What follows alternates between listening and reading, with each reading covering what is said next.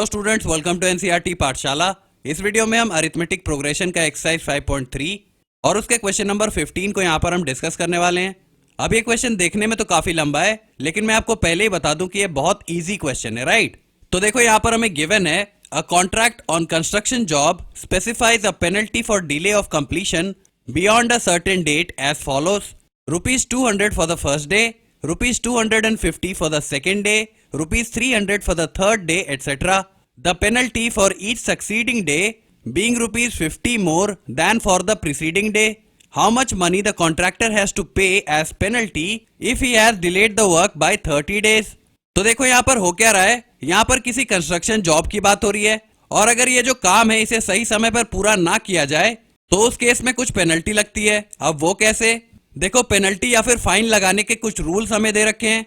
अगर इस काम को पूरा करने में एक दिन की देरी होती है तो उस केस में हमें ₹200 फाइन पे करना पड़ेगा। वहीं पर अगर ये डिले 2 दिन का हो तो उस केस में पहले दिन के लिए हमें ₹200 देने हैं और दूसरे दिन के लिए हमें 200 से 50 ज्यादा यानी कि ₹250 देने हैं। तो इसी तरह से नंबर ऑफ डेज जैसे जैसे इंक्रीज होते जाएंगे ये पेनल्टी भी हर दिन के लिए ₹50 से इंक्रीज होती जाएगी, राइट। तो हमें यहाँ पर पूछ रखा है कि अगर कॉन्ट्रैक्टर ने 30 दिनों की देरी कर दी है तो उस केस में उसे कितनी पेनल्टी पे करनी है। तो आइए इस सिचुएशन को हम थोड़ा और डिटेल में समझते हैं। देखो, यहाँ पर हमसे कहा यह जा रहा है कि अगर इस कंस्ट्रक्शन जॉब को कंप्लीट करने में एक दिन का डिले होता है, यहाँ पर मैं लिख देता हूं कि एक दिन का डिले अगर होता है तो उस केस में पेनल्टी कितनी लगेगी। उस केस में पहले दिन के लिए हमें 200 का फाइन पे करना पड़ेगा, राइट। तो अगर इस काम को पूरा करने में एक दिन की देरी हो जाए तो उस केस में हमें ₹200 का पेनल्टी पे करना पड़ेगा। लेकिन वहीं पर अगर इस काम को पूरा करने में 2 दिनों की देरी हो जाए तो उस केस में क्या होगा, यहां पर मैं लिख देता हूं डिले अब की बार 2 दिनों का है। तो इस केस में पेनल्टी कैसे लगेगी? इस केस में पहले दिन के लिए 200 की पेनल्टी पे करनी है और दूसरे दिन के लिए 200 से 50 ज्यादा यानी कि ₹250 पे करना है, राइट। तो अगर 2 दिनों का डिले हो जाए तो उस केस में हमें टोटल अमाउंट कितना पे करना पड़ेगा? पहले दिन के लिए 200 और दूसरे दिन के लिए 250, यानी कि टोटल अमाउंट हमारे पास हो जाएगा 450, है ना। इसी तरह से अगर इस काम को पूरा करने में 3 दिनों की देरी हो जाए तो उस केस में क्या होगा, यहां पर मैं लिख देता हूं डिले अब की बार 3 दिनों का है। तो इसमें पहले दिन के लिए हमें फिर से 200 की पेनल्टी पे करनी है, दूसरे दिन के लिए 200 से 50 ज्यादा यानी कि 250 की पेनल्टी हमें लगेगी और तीसरे दिन के लिए 250 से 50 ज्यादा यानी कि 300 की पेनल्टी लगेगी। तो यहाँ पर आप देख सकते हो कि जैसे जैसे दिन इंक्रीज हो रहे हैं वैसे वैसे पेनल्टी भी 50 से आगे बढ़ती जा रही है ना। तो इस तरह से 3 दिन का डिले होने पर हमें टोटल अमाउंट कितना पे करना पड़ेगा, ये हमारे पास आ जाएगा 200 + 250 + 300 यानी कि 750। यहाँ पर मैं लिख देता हूँ टोटल अमाउंट हमारे पास आएगा 750। इतनी पेनल्टी हमें पे करनी है 3 दिन का डिले होने पर, राइट। तो होपफुली ये पैटर्न आपको समझ आ रहा होगा। अब यहाँ पर क्वेश्चन में हमसे पूछा यह जा रहा है कि कॉन्ट्रैक्टर ने 30 दिनों की देरी कर दी है तो उस केस में उसे कितनी पेनल्टी पे करनी पड़ेगी, राइट। तो अब देखो 30 दिनों के लिए पेनल्टी कैसे लगेगी, इसमें भी वही चीज होगी। पहले दिन के लिए हमें ₹200 का फाइन पे करना पड़ेगा, वहीं पर दूसरे दिन के लिए 200 से 50 ज्यादा यानी कि 250 का फाइन हमें पे करना है। इसके बाद तीसरे दिन के लिए हमें 250 से 50 ज्यादा यानी कि 300 का फाइन पे करना है। इसके बाद अगर मैं चौथे दिन की बात करूं तो यहां पर हमें 300 से 50 ज्यादा यानी कि 350 का फाइन पे करना पड़ेगा और इस तरह से हर एक दिन के लिए ₹50 का इंक्रीमेंट होता जाएगा पेनल्टी में, है ना। और ये सीरीज आगे बढ़ेगी कहां तक, क्योंकि हमें क्वेश्चन में ये बता दिया गया है कि डिले 30 दिनों का हुआ है तो यहाँ पर हमें फाइन भी 30 दिनों के लिए पे करना पड़ेगा। इसमें पहले दिन के लिए 200, दूसरे दिन के लिए 250, तीसरे दिन के लिए 300, चौथे दिन के लिए 350 और इस तरह से ये बढ़ता जाएगा 50-50 के डिफरेंस से, राइट। तो यहाँ पर तीसरे दिन के लिए भी कुछ फाइन आएगा। तो टोटल फाइन निकालने के लिए हमें क्या करना पड़ेगा, इसके लिए हमें पहले दिन से लेकर के 30वें दिन तक के सारे फाइन्स को ऐड करना पड़ेगा, है ना। और ये जो 30 दिनों का फाइन हमारे पास आएगा इतनी ही पेनल्टी उस कॉन्ट्रैक्टर को देनी पड़ेगी। अब देखो ये जो पेनल्टीज हमने ले रखी हैं हर एक दिन के लिए हमें इन सभी को ऐड करना पड़ेगा अप टू 30 डेज। तो यहाँ पर मैं लिख देता हूं हमें सम निकालना है अप टू 30 डेज।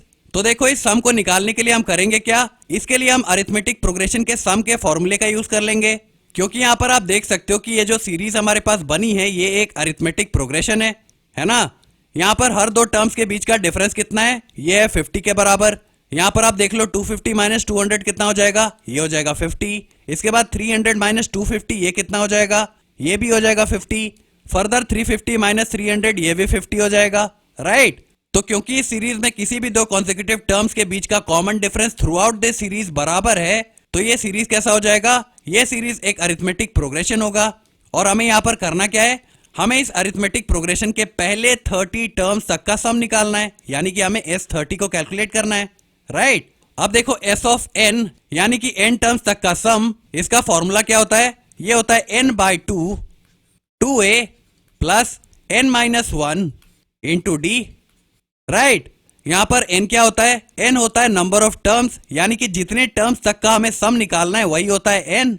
अब देखो ये जो अरिथमेटिक प्रोग्रेशन हमारे पास बनी है, इसके हमें पहले 30 टर्म्स तक का सम निकालना है, राइट? तो इस वजह से n यानी कि नंबर ऑफ टर्म्स ये कितना हो जाएगा? यहां पर मैं लिख देता हूं n हमारे पास हो जाएगा 30।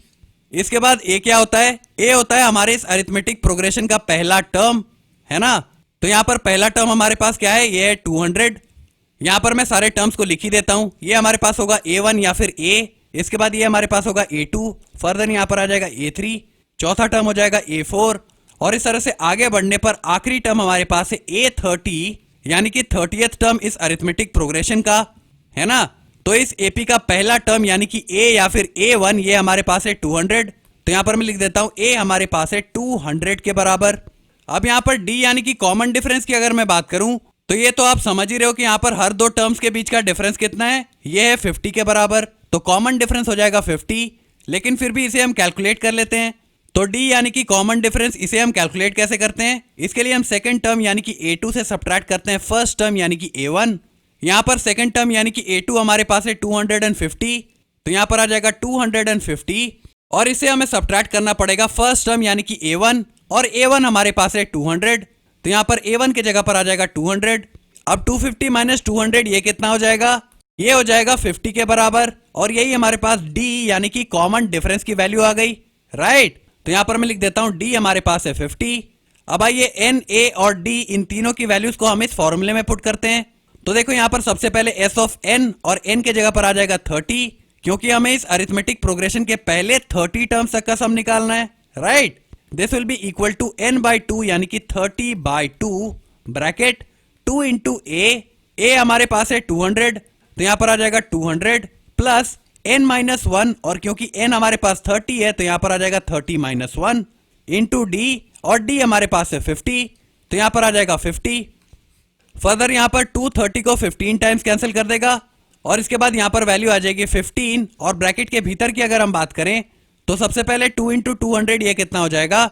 ये हो जाएगा 400 प्लस 30-1 कितना हो जाएगा? ये हो जाएगा 29, और 29 को हमें मल्टीप्लाई करना है 50 के साथ। तो यहां पर मैं कर लेता हूं 29 इंटू 50, तो यहां पर 0 इंटू 9 हो जाएगा 0, इसके बाद 0 into 2 0, 5 into 9 is 45, 45 plus 0 is 45, तो यहां पर आ जाएगा 5, 4 हमारे पास कैरी, इसके बाद 5 इंटू 2 होता है 10, और 10 प्लस 4 हो जाएगा 14, तो यहां पर आ जाएगा 14, तो यहां पर 30-1 हो गया 29, और 29 इंटू 50 ये कितना आ गया? ये आ गया 1450 के बराबर। तो यहां पर मैं लिख देता हूं 1450।